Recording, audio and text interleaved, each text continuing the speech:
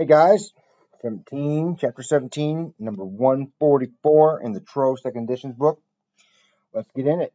Find the solubility of copper iodide. So that's what we're looking for, finding the solubility of CuI. I have 0.4 molar HCN. We have the KSP of CuI is 1.1 times 10 negative 12. And the KF for Cu, the formation complex, Cn minus 2, Cn2 minus, is 1 times 10 to the 24th. Okay, let's write these out. So CuI solid, back and forth to Cu2 plus, and, Cu plus, excuse me. There we go. Cu plus and I minus aqueous. And then Kf would be Cu plus aqueous plus 2Cn minus aqueous going to CuCN2 minus. So we have KSP here and KF. And KSP, of course, is 1.1 times 10 to the negative 12th, and KF is 1 times 10 to the 24th. That's quite large. Adding these two together, we have CuI solid plus 2Cn minus aqueous going to CuCN2 minus aqueous plus I minus. And so the K would be KSP multiplied by KF. And in this case, the new K is 1.1 times 10 to the 12th.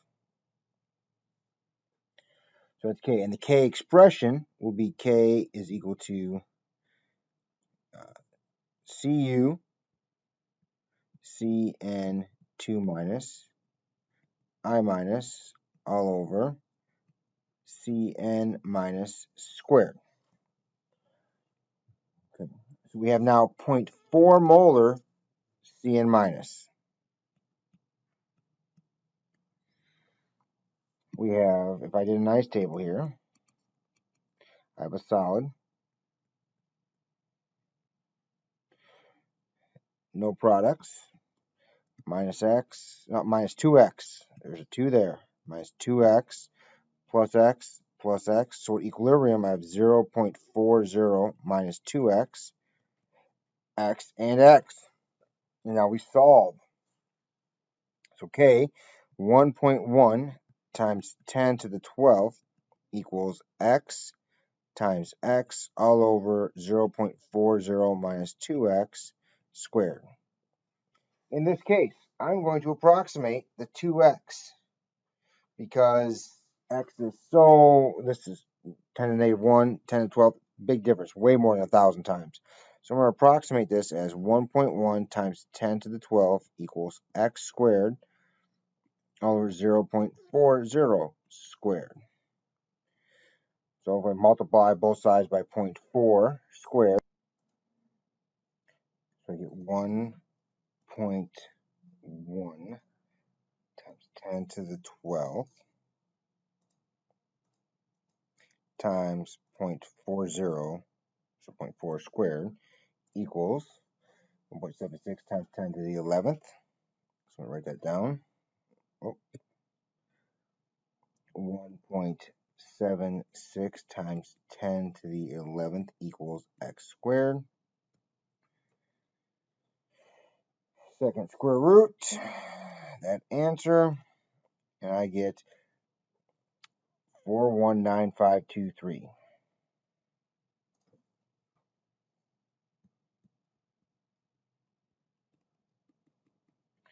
And 3 sig figs gives me 4.20 times 10 to the 1, 2, 3, 4, 5th is x.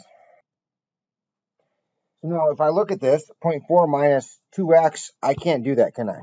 So what is 0.40 minus 2 times 4.2 times 10 to the 5th? That would be a negative number, wouldn't it? So I can't do that. So I'm not going to do it this way. What I'm going to do is erase almost all of this.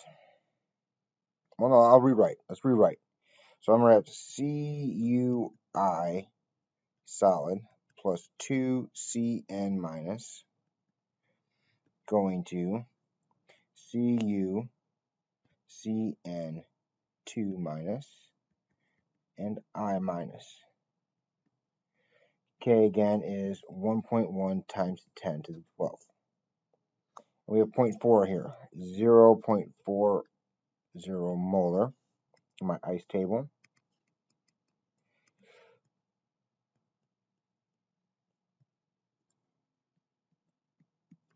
Now, K is large.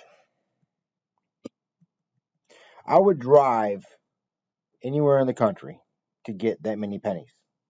It'd be 1.1 times 10 to the 10th. In fact, I would go anywhere in the world pretty much to get that many pennies if it was electronic. I didn't have to actually physically carry the money back. That's a lot of pennies. It's a big number. So we're going to assume that it all goes. All right. All reacts.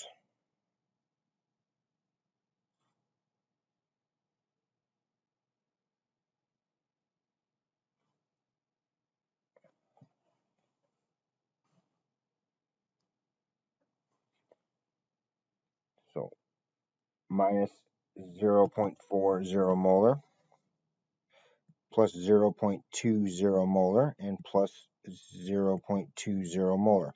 Why? Because it's 2 to 1 here. So this is a 2. All right. So that's 2x. That would be x. So just remember, this is like 2x. And so that would be x. So this number is twice the size of the copper complex with cyanide.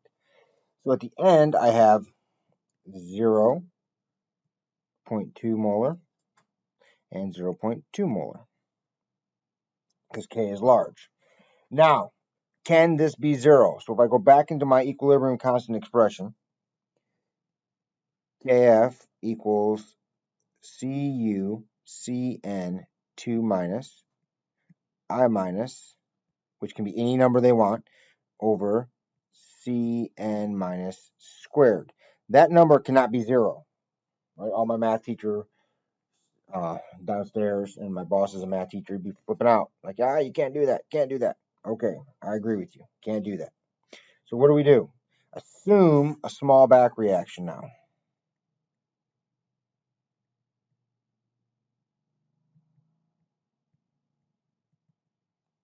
So what's going to happen is I'm going to have back reaction minus x plus 2x. So there's my back reaction. So this is another, so back reaction, actual equilibrium. I'm going to have 2x there. I'm going to have 0.2 minus x and 0.2 minus x. So now let's plug this into the Kf expression. Kf is 1.1 times 10 to the 12th, and that's going to equal 0.2 minus x squared all over 2x squared. Well, now I'm going to square root both sides. So the square root of 1.1 times 10 to the 12th. And square root 1.1 second E12. I get 1.05 times 10 to the what? 1, 2, 3, 4, 5, 6. 1.05 times 10 to the 6.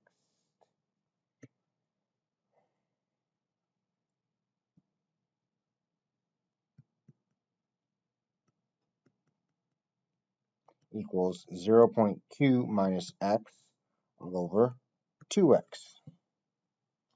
Now let's see what I can do to solve. That's a huge number still. All right, so then I get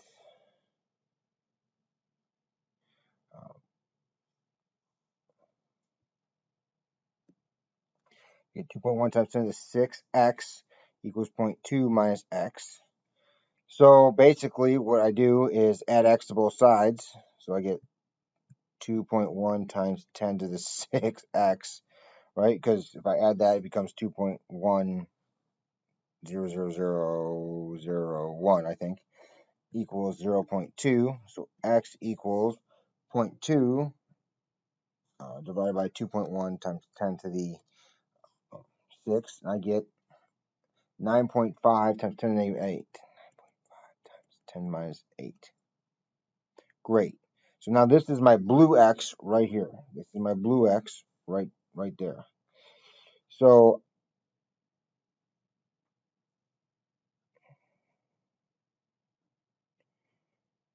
right here, if I take my x, what is 0.2? 0.2 minus 9.5 times 10 minus 8. Well, that'd be 0.2, which means that the concentration of I minus is 0.2 molar. The concentration of Cu Cn2 minus is 0.20 molar. Technically, there is a little bit of cyanide still in the solution, right? 2x amount, which would be that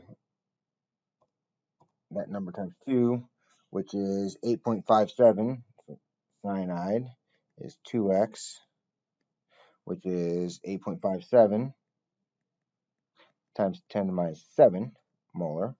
So it's not 0, but it's not a big number. It still means you don't drink the water, but it's not 0. Okay, so if we go back to our question, it says find the solubility of copper iodide, copper 1 iodide. Well, fortunately, CuI will equal this. So 0.2 molar should be our correct answer. So let's recap this. If I can scroll on this screen. It's not scrolling. There it goes. So what we did, we wrote down the expression of KSP, the expression of KF, added them up and got the new expression, new K. And what happens here is I just assumed that the reaction went with K, found out that K was a really, really big number, so the reaction goes essentially to completion. So what happens is, what I did is use my reaction, use my initial conditions, I did my ice table, and then did a small back reaction, and used that to solve for my concentration of iodide, which then happens to be my concentration of copper iodide. You can do it that way. You can do it. There's another way you can do it as well, but I like to do it this way. So hopefully that makes sense, and we'll see you next time. Take care.